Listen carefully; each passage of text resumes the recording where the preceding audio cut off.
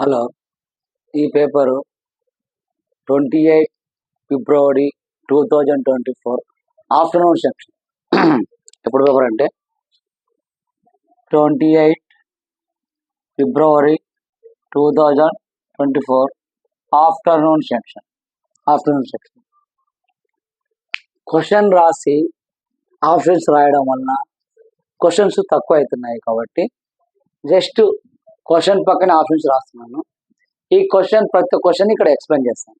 ఎందుకంటే క్వశ్చన్ రాయడం వల్ల క్వశ్చన్ కింద 4 ఆప్షన్లు అవుతున్నాయి. అంటే ఒక్కోసారి చెప్పడం వల్ల ఒక 7 ఒక 5 అవుతున్నాయి. ఎందుకంటే క్వశ్చన్ పెద్దగా ఉంది అనుకోండి, 5 క్వశ్చన్స్ పడుతున్నాయి. కాబట్టి క్వశ్చన్ ఇక్కడే చెప్పేసి ఆప్షన్స్ అక్కడే అవుతున్నాయి. ప్రతి ప్రాబ్లంకి ఇక్కడ ఎక్స్ప్లెయిన్ చేస్తాను. ఓకేనా? చూడండి, 28 ఫిబ్రవరి 2024 ఆఫ్టర్నూన్ సెక్షన్. మార్నింగ్ సెక్షన్ అయిపోయింది, ఆఫ్టర్నూన్ సెక్షన్. ఈ ఆఫ్టర్నూన్ సెక్షన్ అయిపోతే నెక్స్ట్ 29, 1 ఈ 2 పేపర్స్ ఉంటాయి, అయిపోతాయి. నెక్స్ట్ ఇవి అయిపోయినాక రేఖాగణితం ఉంది. జామెట్రీ స్టార్ట్ చేస్తాను.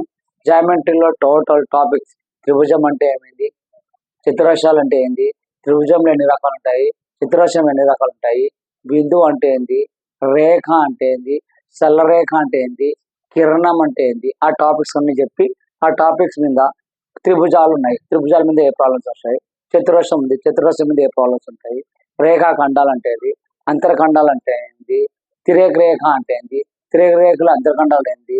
తర్వాత ఈ ప్రాబ్లమ్స్ అన్ని ఒక్కోదానికి ఒకటి చెప్పుకుంటూ వస్తాను. ఓ టాపిక్ తీసుకుని జామెట్రీ మొత్తం చెప్పేస్తాను. ఓకే, ఈ ప్రాబ్లం ఇప్పుడు చూద్దాం. చూడండి, ఫస్ట్ ప్రాబ్లం అండి. z/z+15 4/9 అయినా z విలువ ఎంత అంటున్నాడు. ప్రీవియస్ ఇయర్ లో సేమ్ ఇదే అడిగినాడు, కానీ అక్కడ x అన్నాడు. సేమ్ ఇదే మెథడ్ లో అక్కడ x వాల్యూ అన్నాడు. ఇక్కడ ఏమంటున్నాడు, z/z+15 4/9 అయినా z విలువ ఎంత. దాని ఆప్షన్స్ అన్ని పక్కన రాసాను, ఇక్కడ ఎక్స్ప్లెయిన్ చేసేదండి. మనకి ఎవరినాడు చూడండి, ఫస్ట్ z/z+15 4/9 అయినా z విలువ ఎంత అంటున్నాడు. ఇలా ఇచ్చినప్పుడు క్రాస్ మల్టిప్లై చేయాలి. ఈ వాల్యూను ఇలాగా, ఈ విలువని ఇలాగ, అంటే z+9 అంటే 9 × z = ఇవి క్రాస్ మల్టిప్లై అంటే 4 × z+15. 9z = 4 × z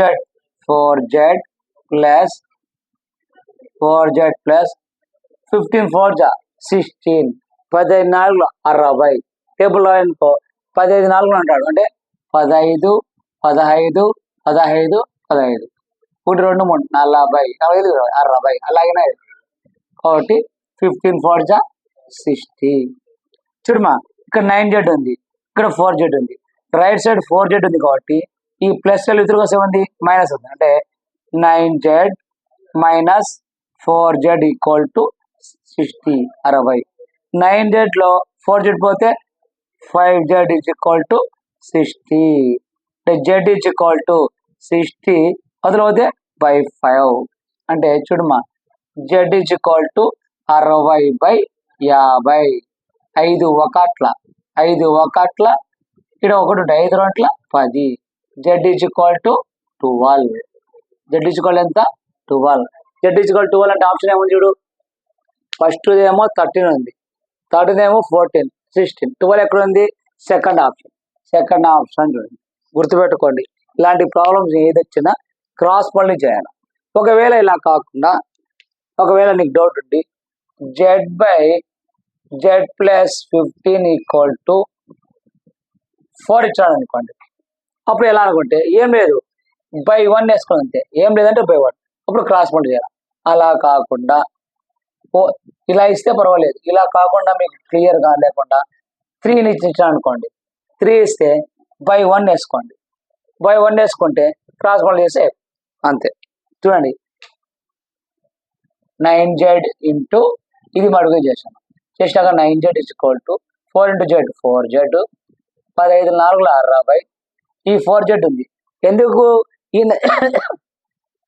9z అవతల తీసుకోవచ్చు కదా అనుకోవచ్చు, కానీ 9 హైయెస్ట్ ఉంది, 4 లోయెస్ట్ ఉంది, కాబట్టి 4 వాల్యూ తీసుకోవాలి. ఎందుకంటే ఎక్కువ వాల్యూ నుంచి తక్కువ వాల్యూ తీసుకోవాలి. 9z ఉంది, ఇతలో వస్తే 4z, 9లో 4 పోతే 5z, 5z equal to 60. z ఇలాగే పెట్టాయి. ఈ 5 అవతల పంపిస్తే అవుతుంది 16/5. 5 1 5, ఇక్కడ 1 5 2 10 అంటే 12. z ఈక్వల్ ఎంత? 12. z equal to 12. Next problem. ఎందుకంటే ప్రాబ్లం రాసి ఆప్షన్స్ రాస్తుంటే తక్కువ క్వశ్చన్లు పడుతున్నాయి, ఇలాగైతే ఎక్కువ క్వశ్చన్లు పడతాయి. ప్రతి ప్రాబ్లం నేను సొల్యూషన్ చేస్తాను. నెక్స్ట్ చూడండి. ఒక సంవత్సరంలో సీమ 1,50,000 సంపాదిస్తుంది. ఒక సంవత్సరంలో సీమ అంటే ఒక ఆమె ఉంది, ఆమె సంవత్సరానికి ఎంత సంపాదిస్తుంది? 1,50,000 సంపాదిస్తుంది. 1,50,000 సంపాదిస్తుంది మరియు 50,000 ఆదా చేస్తుంది. అంటే 1,50,000 సంపాదిస్తే దాంట్లో ఆమె ఒక 50,000 వేసింది ఆదా చేస్తుంది. అంటే ఒక 50,000 బ్యాంకులు వేసుకున్నది అనమాట. ఒక 50,000 ఆదా చేస్తుంది. సీమ సంపాదించే డబ్బుతో పాటు, అంటే సీమ ఎంత సంపాదిస్తుంది? 1,50,000 డబ్బుతో పాటు ఆమె పొదుపు చేసే డబ్బుల నిష్పత్తి ఎంత? నిష్పత్తి చూడండి. నేను ఇప్పటికి దాదాపు 2007లో 2 పేపర్స్ చెప్పాను, ఇవి చెప్పాను. ప్రతి పేపర్లో నిష్పత్తి అడుగుతాడు. నిష్పత్తి అంటే నీకు ఆల్రెడీ ఒకటే చెప్పాను. నిష్పత్తి అంటే A:B లేదా X:Y ఫామ్లో వేస్తాం. నిష్పత్తి ఒకటి ఇస్తున్నాడు, జస్ట్ పేర్లు మారుస్తున్నాడు. ఇక్కడ ఏమంటున్నాడు? సీమ 1,50,000 సంపాదించింది. 1,50,000 సంపాదిస్తుంది. 1,50,000 సంపాదిస్తుంది. దాంట్లో 50,000 పొదుపు చేస్తుంది. దాంట్లో తీసేయి గీసేయి అంటే ఏదైనా చెప్పచ్చు. అట్లా చెప్పకుండా నీకు కన్ఫ్యూజ్ చేయడానికి ఏమిస్తానంటే, సీమ సంపాదించే డబ్బు, సీమ ఎంత సంపాదిస్తుంది? వాళ్ళ 1,50,000 సంపాదిస్తుంది. డబ్బుతో పాటు ఆయన పొదుపు చేస్తుంది. ఎంత పొదుపు చేస్తుంది? 50,000 పొదుపు చేస్తుంది.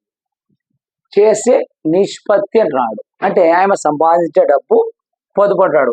దాన్ని ఎంత కానీ డిఫరెన్స్ కానీ లేదు. కాబట్టి ఆయన సంపాదించేది ఎంత? 1,50,000 ఈస్టు 2 చుక్కలు ఉంటే దాన్ని ఈస్ట్ అంటామా. ఆదాయం ఎంత వస్తుంది? 50. ఈ రెండింటి మధ్య నిష్పత్తి అంటున్నాడు. చూడమ్మా, 2 వాల్యూకి ఏముందో అదే మన ఇష్టం. ఇక్కడ ఎన్ని సున్నాలు ఉన్నాయి? 3 సున్నాలు. ఇక్కడ 3 సున్నాలు కొట్టేస్తాయి. ఇంకొక సున్నా ఉందే, ఇంకొక సున్నా కొట్టేస్తాయి. ఈడ ఒక సున్నా కొట్టేస్తాయి. ఇంకేముంది? 15:5. 5 ఎక్కువ అవుతాయి కదా. 5 1 5 3 15. 5 1 5 3 3:1. 3:1 ఆప్షన్ చూడు. ఫస్ట్ 1:3 ఇస్తున్నాడు, కన్ఫ్యూజ్ లేదు. 1:2 లేదు, 3:2 లేదు, 3:1. 3:1 ఇది కరెక్ట్. ఒకవేళ ఇదే ప్రాబ్లము, నేను ప్రతిసారి ఇది చెప్తున్నా, అట్లా కాకుండా సీమ 1,50,000 సంపాదిస్తుంది మరియు 50,000 ఆదా చేస్తుంది. సీమ సంపాదించే డబ్బుతో పాటు ఆమె పొదుపు చేసే డబ్బు ఎంత అని అన్నాడు. అట్లా కాకుండా సీమ పొదుపు చేసే డబ్బు ఎంత? సీమ పొదుపు చేసేది ఎంత? 50,000. 50,000 ఈస్టు ఆమె సంపాదించే డబ్బు ఎంత అంటే ఇక్కడ సేమ్ ఉంటాయమ్మా. ఇక్కడ క్వశ్చన్ కొంచెం రివర్స్.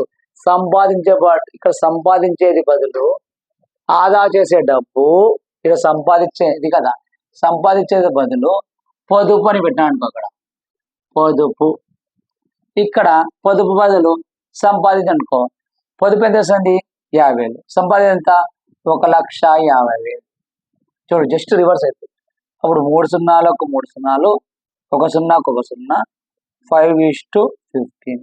5 1 5 3 1:3. ఆప్షన్ ఇది. ఎప్పుడు ఆదా చేసేది ఎంత, సంపాదించేది ఎప్పుడు అనేది. అట్లా కాకుండా మనకి ఏమంటాడు?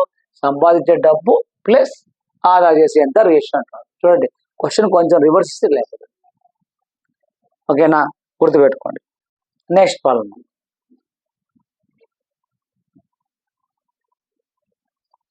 నెక్స్ట్ ప్రాబ్లం చూడండి.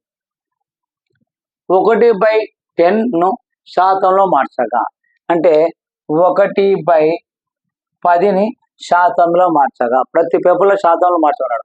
శాతం అంటే మీకు చెప్పినాను 100. 100 గుర్తుపెట్టుకోవాలి. శాతం అంటేనే 100, అంటే ఇంటూ 100. అంతే కదా. 0కు 0 క్యాన్సిల్ అవుతుంది. ఇంకేముందమ్మా 10 ఒకట్ల 10 10%. ఎంత సింపుల్ చూడు.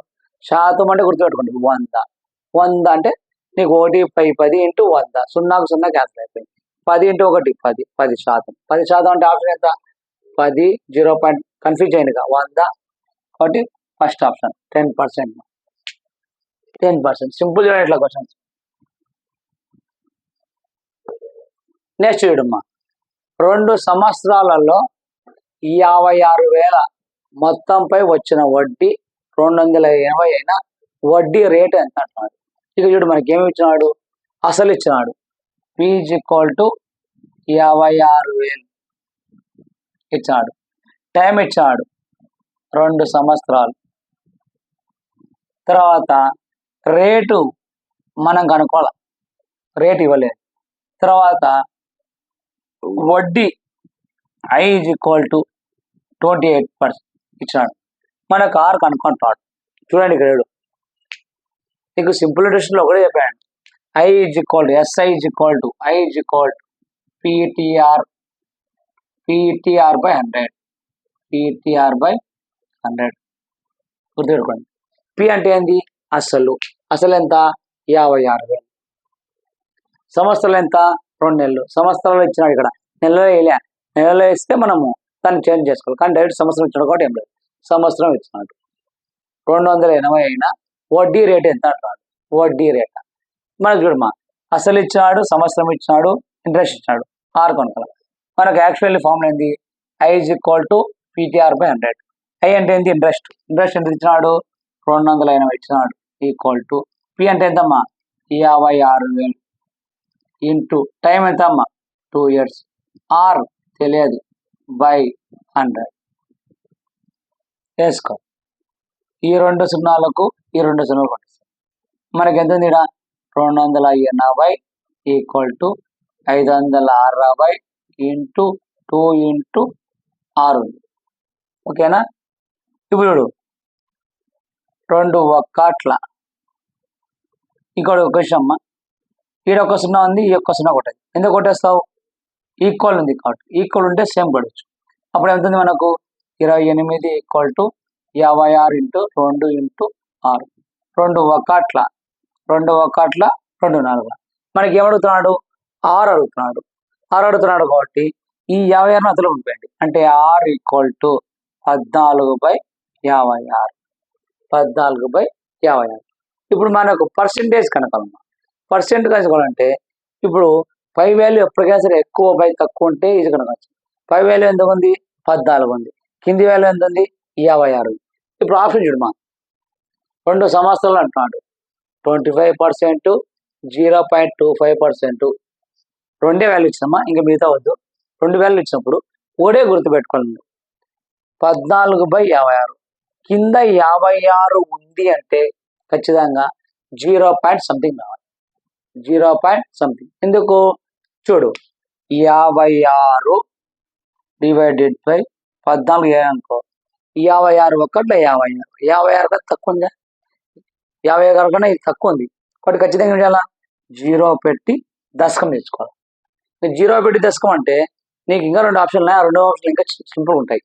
25%, 0.25. 0% అంటే ఆప్షన్ అదే కదా, సెకండ్ ఆప్షన్ 25%. ఇంకా 2 ఆప్షన్స్ ఉన్నాయమ్మా.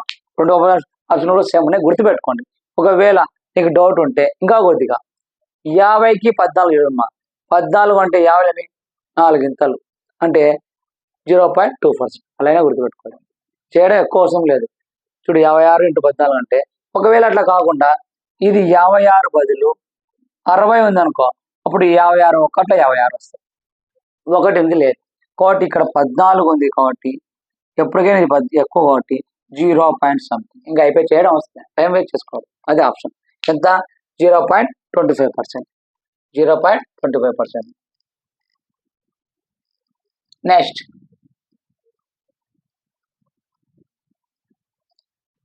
చూడమ్మా, ఇది చూడు ఎంత సింపుల్గా చూడండి. 1/4 ప్లస్ 0/4ను సూక్ష్మ రూపంలో వ్రాయగా అన్నాడు. సూక్ష్మ రూపం అంటే ఇచ్చిన వాల్యూ ఎంత చిన్నగా ఉంటే అది చిన్నగా. ఇక్కడ ఒకటే గుర్తుపెట్టుకోమ్మా, 1/4 ప్లస్ 0/4 అన్నాడు. 1/4 ప్లస్ 0 బై ఎనీ నెంబర్ 0 అవుతుంది. ఒకటే గుర్తుపెట్టుకోవాలి ఇక్కడ 0 by any number equal to 0. అలా కాకుండా నెంబర్ ఇచ్చి 0 ఇస్తే ఇన్ఫినిటీ. గుర్తుపెట్టుకోండి, ఇక్కడ రెండు గుర్తుపెట్టుకోండి. 0 బై ఎనీ నెంబర్ ఇస్తే 0, పైన నెంబర్ ఇచ్చి కింద ఇస్తే ఇన్ఫినిటీ. ఇన్ఫినిటీ అంటే 0 తీసుకుంటాం, కానీ గుర్తుపెట్టుకోండి 0 బై ఎనీ నెంబర్ ఇస్తే 0, 4/0 అంటే పైన నెంబర్ ఇన్ఫినిటీ. కానీ ఇక్కడ మనం దీని రెండు పక్కన చూస్తే 0/4 అంటే ఎంతమ్మా? 0.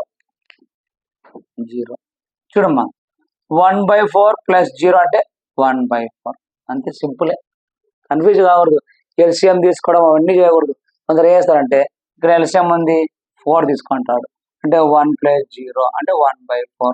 అంత అవసరం లేదు, ఒకటే ఒకటి 1/4 ప్లస్ 0/4 అంటే 0, 1/4 1/4.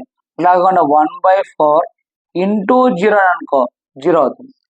గుర్తుపెట్టుకో, 1 ఎప్పటికైనా యాడ్ చేసేటప్పుడు ఏదైనా ఒక నెంబర్ ఇచ్చి 0 ఇస్తే ఆ నెంబరే వస్తాయి. కానీ ఎంత పెద్ద నెంబర్ అయినా తీసుకొని ఇంటూ చేస్తే 0 అవుతుంది. అది ఒకటి గుర్తుపెట్టుకో. ఎంత పెద్ద నెంబర్ అయినా తీసుకొని 0తో మల్టిప్లై చేస్తే 0 వస్తుంది.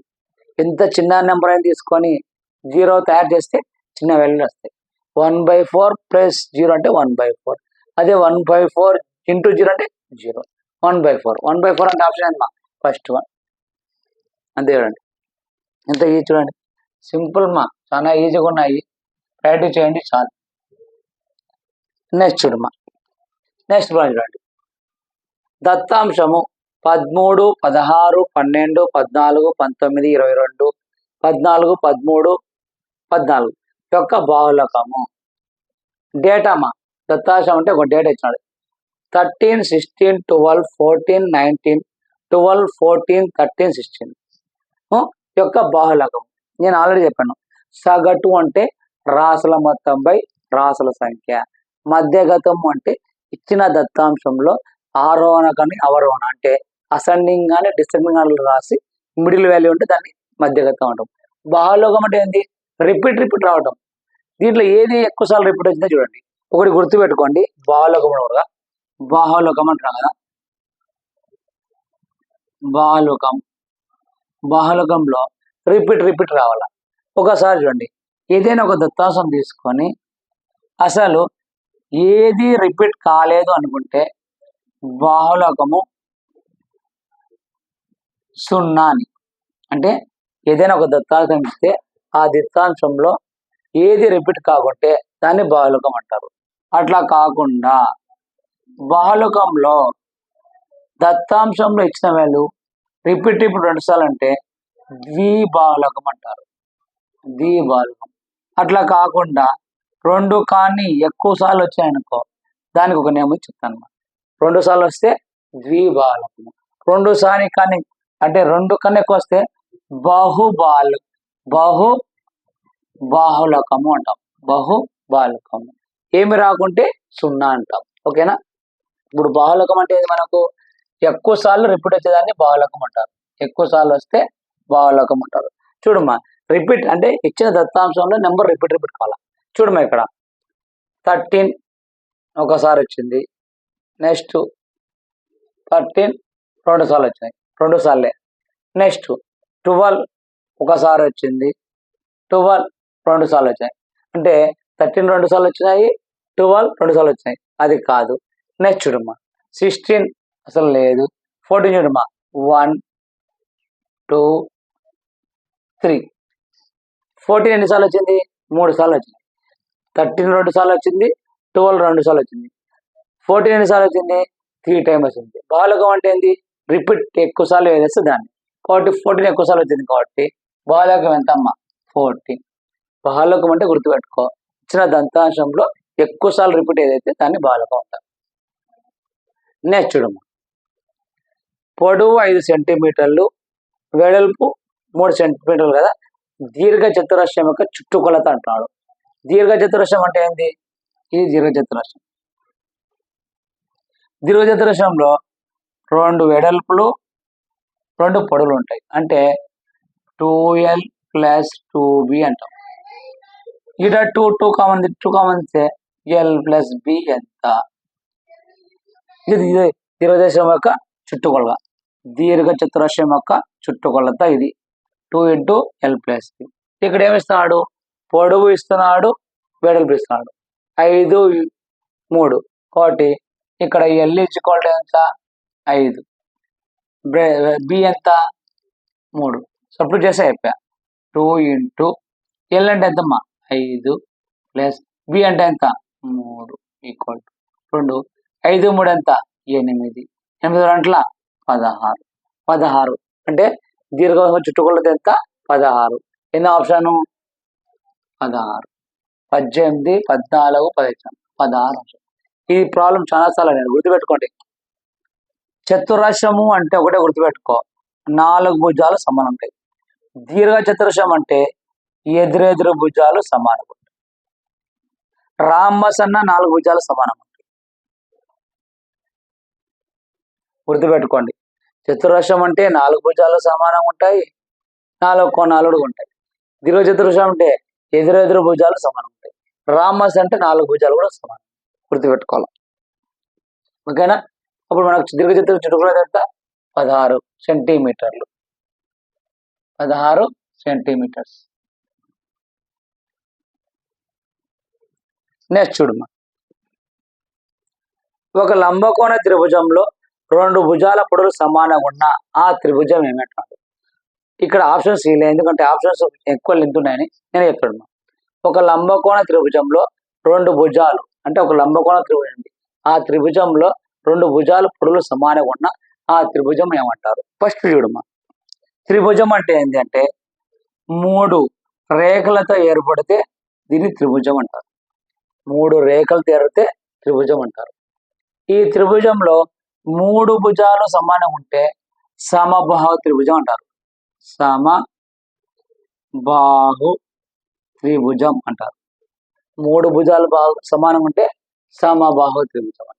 అలా కాకుండా ఏదైనా త్రిభుజము 90 డిగ్రీలు అయితే దాన్ని లంబకోణ త్రిభుజం అంటారు. లంబకోణ త్రిభుజం. అట్లా కాకుండా ఏ భుజము కానీ సమానం కాకుంటే, అంటే 3 భుజాల్లో ఏ భుజం కూడా సమానం కాదు, దాన్ని ఏమంటారే విషమ బాహు త్రిభుజం అంటారు. గుర్తుపెట్టుకో, 3 భుజాలు సమానం అయితే సమబాహు త్రిభుజం అని. లంబకోణం 90 డిగ్రీలు అయితే లంబకోణ త్రిభుజం అంటారు. ఏ భుజం కూడా సమానంగా ఉంటే విషమబాహు త్రిభుజం అంటాడు. కానీ ఇక్కడ ఏమంటాడు మనకు, ఒక లంబకోణ త్రిభుజంలో 2 భుజాల పొడవులు సమానం అంటాడు. అంటే ఇలాంటిది, ఇది లంబకోణ భుజం. 90 డిగ్రీలు ఉంటే లంబకోణ భుజం. కానీ లంబకోణ భుజం అంటున్నాడు 2 భుజాలు సమానమైతే ఆ త్రిభుజాన్ని, ఒక లంబకోణ త్రిభుజంలో 2 భుజాలు పొడవులు సమానంగా ఉంటే ఆ త్రిభుజాన్ని ఏమంటారు? లంబకోణ సమద్విబాహు త్రిభుజం. గుర్తుపెట్టుకో, లంబకోణ సమద్విబాహు త్రిభుజం. గుర్తుపెట్టుకో, త్రిభుజాల్లో ఇవి 3 భుజాలు సమానం ఉంటే సమబాహు త్రిభుజం, 90 డిగ్రీలు ఉంటే లంబకోణ త్రిభుజం, ఏ భుజము సమానం ఉంటే విషమబాహు భుజం. లంబకోణ త్రిభుజంలోనే 2 భుజాలు సమానం ఉంటే ఆ త్రిభుజాన్ని ఏమంటారు అంటారు? లంబకోణ త్రిభుజం. ఇక ఆప్షన్స్ ఇట్లా ఇస్తాడు: 1 సమబాహు త్రిభుజము, 2 లంబకోణ త్రిభుజము, 3 విషమబాహు త్రిభుజము, 4 లంబకోణ సమద్విబాహు త్రిభుజం. ఇక్కడ ఏమంటున్నాడు? ఒక లంబకోణ త్రిభుజంలో 2 భుజాలు సమానంగా అయితే, లంబకోణం అంటే 90 డిగ్రీలు కావాలా, లంబకోణాలు 2 భుజాలు సమానంగా అయితే ఆ త్రిభుజాన్ని అంటే లంబకోణ సమద్విబాహు త్రిభుజం అంటారు. అంతే, లంబకోణ. దీనికి ఆన్సర్ ఏంది? లంబకోణ సమద్విబాహు త్రిభుజము. గుర్తుపెట్టుకోండి. నెక్స్ట్ చూడమ్మా, ఘనం యొక్క తలముల సంఖ్య. ఘనం యొక్క తలముల సంఖ్య. ఘనం అంటే ఎట్లుంటాయి?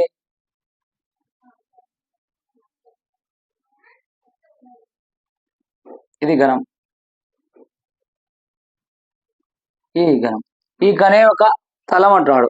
తలం అంటే ఇంతకుముందే చెప్పాను, ఏ వస్తువుకైనా తలం ఉంటాయి, ఏ వస్తువుకైనా తలం ఉంటాయి. సపోజ్ ఒక బుక్ తీసుకుందాం. చూడండి, ఇప్పుడు ఈ బుక్ తీసుకున్నాం. తలము అంటే ఏంది? దీన్ని తలం అంటాం, దీన్ని ఒక తలం. నెక్స్ట్ ఈడుండేదాన్ని తలం అంటాం, దీన్ని తలం అంటాం. తలము అంటే పైన సమతల దాన్ని తలం అంటాం. ఓకేనా? నెక్స్ట్ ఈ పెన్ ఉంది, దీనికి తలం ఉంది. ఇక్కడ ఒక తలము, ఇక్కడ ఒక తలం, ఇక్కడ ఒక తలం, ఇట్లా. కానీ ఏమంటున్నాడు? ఘనం అంటున్నాడు. ఘనము అంటే అగ్గిపెట్టె తీసుకో, అగ్గిపెట్టె కానీ ఏదైనా ఒకటి తీసుకో. నెక్స్ట్ ఇది చూడమా, ఇది ఘనం అనుకుంది. ఇది ఘనం ఉంటే దీని ఘనం ఉంది. ఈ ఘనంకి తలాలు ఎన్ని అంటున్నాడు? చూడమా, తలాలు చూడు. 1, కింద 2, ఈ పక్క 3, ఈ పక్క 4, ఈ పక్క 5, ఈ పక్క 6. 6 ఉంటే ఎంత సింపుల్ గా తలము ఘనము అంటున్నాడు. అట్లా కాకుండా పుస్తకానికి అయితే 1, 2, 3, 4. పెన్నుకైతే చూడమా, ఇదే పెన్ను ఉంది అనుకో, ఇక్కడే పెన్ను ఉంది. 1, 2, 3, 4. ఘనానికి ఎప్పటికైనా సరే తలాలు ఏంటంటే 6 తలాలు ఉంటాయి. 1, 2, 3, 4 ముందర బ్యాక్ సైడ్ ఎన్ని? 6 తలాలు ఉంటాయి. 6 తలాలు ఉంటాయి. వాటి ఆన్సర్ ఎంత మనకు? ఆప్షన్ 3. ఆప్షన్ 3. ఎట్లా చూడు? 1, 2, ఇక్కడ 2 నుంచి కిందకు వస్తే 3, 4, అవతల 5, ఇవతల 6, అలా 3D రూపంలో ఉంటాయి. కాబట్టి ఎన్ని తలాలు? 6 తలాలు. 6 తలాలు. నెక్స్ట్ చూడు, త్రిభుజంలో 2 కోణాల మొత్తం 125 డిగ్రీలు అయినా మూడో కోణం ఎంత? గుర్తుపెట్టుకో, త్రిభుజం అంటే ఇట్లుంటాయి. త్రిభుజంలోని 3 కోణాల మొత్తము, దీనికి ఫార్ములైజ్ చేస్తుంటారు. ఫార్ములా ప్రకారం కన్నా సింపుల్ ఇడమా. త్రిభుజంలో 2 భుజాల కోణాలు అంటే ఇది ఒక భుజం, ఈ భుజం ఎంత అంటున్నాడు? 125 డిగ్రీలు అయినా మూడో కోణం ఎంత అంటున్నాడు? సింపుల్ ఇడమా. త్రిభుజంలోని 3 కోణాలు, 3 కోణాలు అంటే ఎంత? ఇది ఒక కోణము, ఇది కోణము, ఇది కోణం. అసలు ఫస్ట్ చూడమ్మా, త్రిభుజం అంటే ఏంది? 3 శీర్షాలు వెళ్తాయి. త్రిభుజం అంటే ఏంది? 3 సరళ రేఖలు, 3 రేఖలతో. ఇది ఒక రేఖ, ఇది ఒక రేఖ, ఈ రేఖ, 3 రేఖలు. దీన్ని ఏమంటాము? భుజం అంటాం. ఈడ మధ్య నుండి దాన్ని ఏమంటాము? కోణము ఆర్ శీర్షం అంటాం. 3 కోణాలు, త్రిభుజంలోని 3 కోణాలు ఎంత అంటే 180 డిగ్రీలు. గుర్తుపెట్టుకో, త్రిభుజంలోని 3 కోణాల మొత్తం ఎంత? 180 డిగ్రీలు. అంటే ఇక్కడ 60 డిగ్రీలు ఉంటాయి, ఇక్కడ 60 డిగ్రీలు ఉంటాయి, ఇక్కడ 60 డిగ్రీలు ఉంటాయి. క్వశ్చన్ ఏమడుతున్నాడు? త్రిభుజంలో 2 కోణాల మొత్తం అంటే ఈ కోణము, ఈ కోణము 125 డిగ్రీలు ఇచ్చినాడు. అయినా మూడో కోణం ఎంత అంటున్నాడు? ఫస్ట్ త్రిభుజంలోని 3 కోణాల మొత్తం ఎంత మనకు? 180 డిగ్రీలు. 2 కోణాలు ఎంత ఇచ్చాడు? 125. 185లో 120 తీస్తే 185లో నుంచి 120 తీసేమ్మా. 10లో 5 పోతే 5, ఇక్కడ 7 ఉంటాయి. 7లో 2 పోతే 5, 0, 55 డిగ్రీలు. 55 డిగ్రీలు. ఆప్షన్ సి లేదా? ఇక్కడ ఆప్షన్ ఏమో 55 డిగ్రీలు. నీకు ఒకసారి డౌట్ ఉంటే నేనేం చెప్పినాను? త్రిభుజంలోని 3 కోణాల మొత్తం ఎంత? 180 డిగ్రీలు చెప్పినాను. 2 భుజాల కోణం ఎంత? 125. ఈ 55 దీనికి యాడ్ చేయి, ఈ 55 యాడ్ చేయి. 5, 5, 10, 1, 5, 1, 6, 6, 1, 2, 8, 180 వచ్చింది అంతే. త్రిభుజంలోని 3 కోణాల మొత్తం ఎంత ఉన్నా 180 డిగ్రీలు ఫిక్స్ అయ్యి. ఒకవేళ నువ్వు దానిలోంచి అదే తీస్తాయి, లేకుంటే 125 ఎంత కలిపితే 180 అయినా చెయ్యి. 2 మెథడ్లు చేసుకో. 180 డిగ్రీలలో 120 తీస్తే 50 డిగ్రీలు. ఒకవేళ లేదు సార్ 180 చెప్పినావు, ఇది ఇచ్చింది 125, 125కు ఎంత కలిపితే 180 అవుతాయి? 55. అట్లనే చేసుకో, 55 డిగ్రీలు. చూడమ్మా, అది ఇంపార్టెంట్. నెక్స్ట్ చూడమ్మా, సింపుల్ చూడండి. ఇది జస్ట్ డయాగ్రామ్ చూసి చెప్పచ్చు. కోణము యాంగిల్ ఏఓపిలో శీర్షం ఎంత అంటున్నాడు? శీర్షం అంటే ఏంటంటే ఫస్ట్ చూడమ్మా, నేను ఇప్పుడే చెప్పాను, ఇది త్రిభుజం. దీన్ని ఏమంటాము? భుజం అని చెప్తాము. ఇది ఉండేదాన్ని శీర్షం అంటాం. ఇలా ఉంటే కోణం అంటాం. ఇది ఉండేదాన్ని ఏమంటాం? శీర్షం అంటాం. గుర్తుపెట్టుకో. దీన్ని భుజం, దీన్ని కోణం. ఇది ఉండే అంటే ఈ రెండు కలిసి దాన్ని ఏమంటాము? శీర్షం అంటాం. ఇక్కడ ఏమంటున్నాడు? కోణం యాంగిల్ ఏఓబిలో శీర్షం ఎంత అంటాం. శీర్షం ఎప్పటికైనా సరే ఓతో చూపిస్తాం. ఇక్కడ ఓతో కాబట్టి శీర్షం అవుతుంది ఓ. శీర్షం ఎంత? ఓ. అంటే యాంగిల్ ఓఏబిలో ఓ అని ఏమంటామంటే శీర్షము. శీర్షం ఎప్పటికైనా సరే మధ్యలో ఉంటుంది. ఎగ్జాంపుల్ పిఏబి యాంగిల్ అంటే మధ్యలో ఉండేది గుర్తుపెట్టుకో. కాబట్టి శీర్షం ఎప్పటికైనా ఓ అవుతుంది. శీర్షం ఎందుకంటే శీర్షం అంటే ఇట్లా ఉంటుంది. ఇవి కాకుండా ఇంకా కొన్ని ఉన్నాయి, అప్పుడు ఎక్స్ప్లెయిన్ చేస్తాను. ఎందుకంటే ఒక్కొక్క క్వశ్చన్ రాసి ఆప్షన్స్ రాస్తుంటే క్వశ్చన్లు తక్కువ అవుతున్నాయి కాబట్టి ఇలా రాసి ఎక్స్ప్లెయిన్ చేయడానికి ఈజీగా ఉంటాయని ఇలా రాస్తాను. నోట్ చేసుకోండి.